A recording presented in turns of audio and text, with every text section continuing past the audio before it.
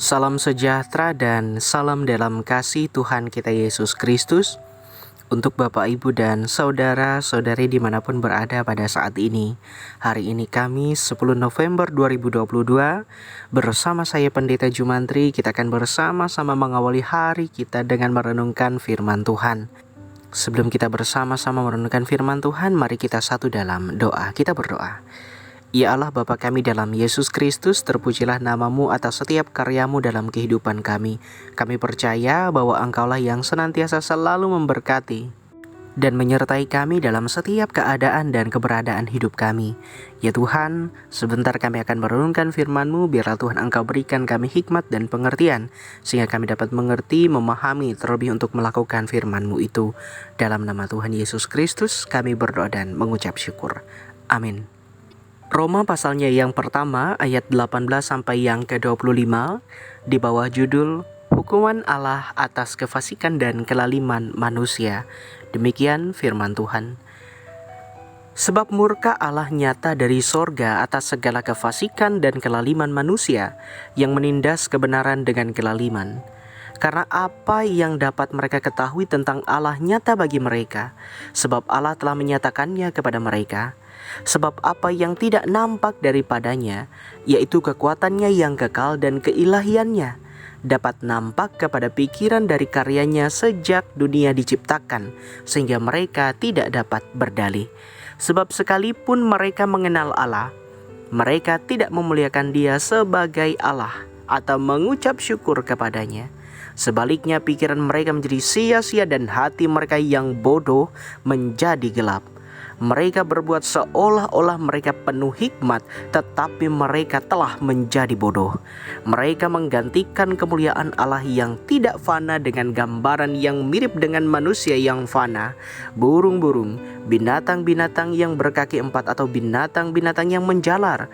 Karena itu Allah menyerahkan mereka kepada keinginan hati mereka akan kecemaran, sehingga mereka saling mencemarkan tubuh mereka, sebab mereka menggantikan kebenaran Allah dengan dusta dan memuja dan menyembah makhluk dengan melupakan penciptanya yang harus dipuji selama-lamanya.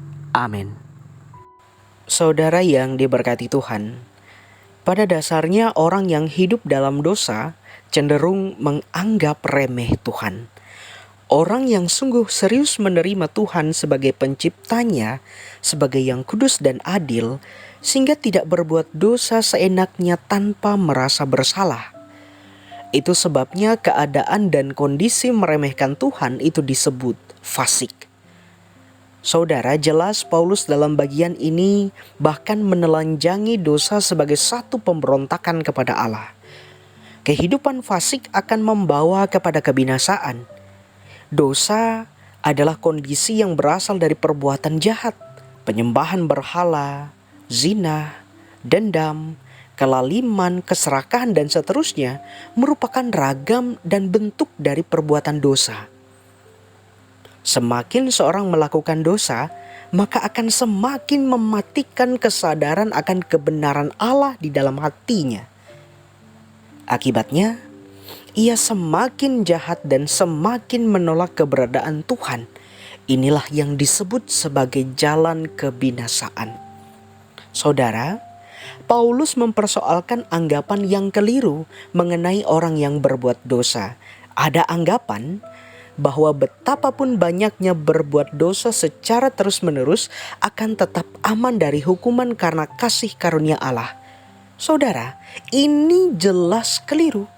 Pandangan yang meremehkan, menyepelekan, dan mempermainkan Allah hanya akan membawa kepada kehancuran, baik cepat atau lambat.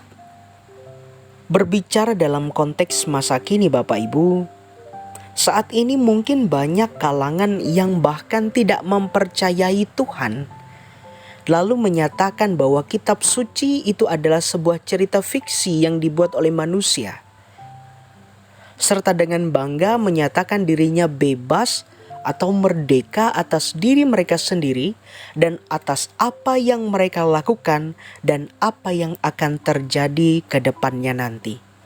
Saudara, ini adalah kenyataan.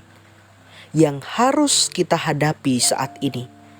Di tengah arus kehidupan modern, di mana banyak orang bahkan meragukan imannya sendiri.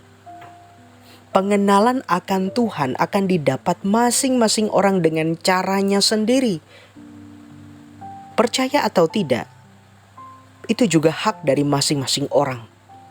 Tetapi bagi saya, dan juga harusnya bagi saudara, saya mengimani Tuhan dengan sepenuh hati dan hidup saya, walaupun saya mengetahui kekurangan kelemahan ada pada saya. Saya beriman dengan cara dan percaya dengan cara saya sendiri. Iman yang sejati kepada Tuhan tidak akan membuat kita bodoh. Iman sejati juga tidak akan membuat kita melegalkan perbuatan dosa. Dosa ya dosa, baik ya baik. Kita harus berani bersikap untuk mengatakan putih itu putih, hitam itu hitam. Jangan di posisi abu-abu yang tidak punya pendirian. Alkitab berkata, baiklah engkau mengatakan ya untuk ya dan tidak untuk tidak. Saudara, dalam nas ini sebenarnya ini menjadi kritik bagi kita. Jangan sampai kita yang mengklaim mencap diri kita sebagai orang percaya, orang yang beriman kepada Tuhan Yesus, orang yang beragama, justru tidak lebih baik, tidak lebih agamis, seperti tidak bertuhan, bahkan cenderung bertopengkan agama untuk melakukan perbuatan-perbuatan tercela. Namun inilah kenyataan kehidupan manusia di era ini, yang tentunya syarat dengan kepentingan pribadi ataupun kelompok. Mengaku bertuhan tapi kenyataannya tak seperti itu. Inilah bentuk dari kritik Paulus yang masih relevan atau yang masih cocok sampai sekarang. Tujuannya jelas, agar bagi umat yang percaya, orang yang percaya kepada Tuhan Yesus, harus menghidupkan iman itu dalam hati, pikiran, perbuatannya. Ini membuat kita agar menjadi pribadi yang tidak anti kritik. Saat kita salah, kita berani mengakui kita salah. Dan kita tidak larut dalam kesalahan itu. Dan jadilah orang-orang yang percaya, yang beriman kepada Tuhan Yesus, yang menghidupkan ajaran itu dalam setiap aspek kehidupan, bukan hanya sekedar formalitas. Tuhan memberkati kita, Tuhan menyertai kita. Amin. Mari kita berdoa. Tuhan kami dalam Yesus Kristus, kami sungguh sangat mengucap syukur Tuhan atas setiap kebaikan dan kemurahan yang Engkau berikan dan nampakkan dalam kehidupan kami masing-masing pribadi. Hari ini kami boleh merenungkan firman-Mu. Biarlah melalui firman-Mu itu setiap hati dan pikiran kami boleh dibelajarkan dan dibaharui, sehingga boleh semakin meningkatkan kualitas iman, percaya, dan hidup kami di hadapan Tuhan. Ya Tuhan, pada saat ini pun juga kami menaikkan syafaat kami, doa, seru, permohonan kami. Biarlah kiranya Tuhan juga mendengarkan setiap seruan kami ini. Tuhan, kami berdoa sebelum kami mengawali hari dan aktivitas pekerjaan kami. Tuhan, biarlah Engkau juga boleh memberkati apa yang akan kami kerjakan dan lakukan, sehingga semuanya boleh berhasil dan dijauhkan dari segala celaka, bahkan mara bahaya. Tuhan, kami juga berdoa agar Engkau melindungi keluarga kami, Engkau melindungi orang-orang yang kami kasihi, suami, istri, anak-anak, saudara, orang tua, cucu, menantu, bahkan dimanapun mereka berada. Tuhan senantiasa selalu menjangkau dan memberikan pertolongan dalam setiap keadaan mereka. Demikian kami juga berdoa Tuhan untuk setiap pergumulan, permasalahan, setiap hal yang kami boleh hadapi dalam setiap hari-hari hidup kami.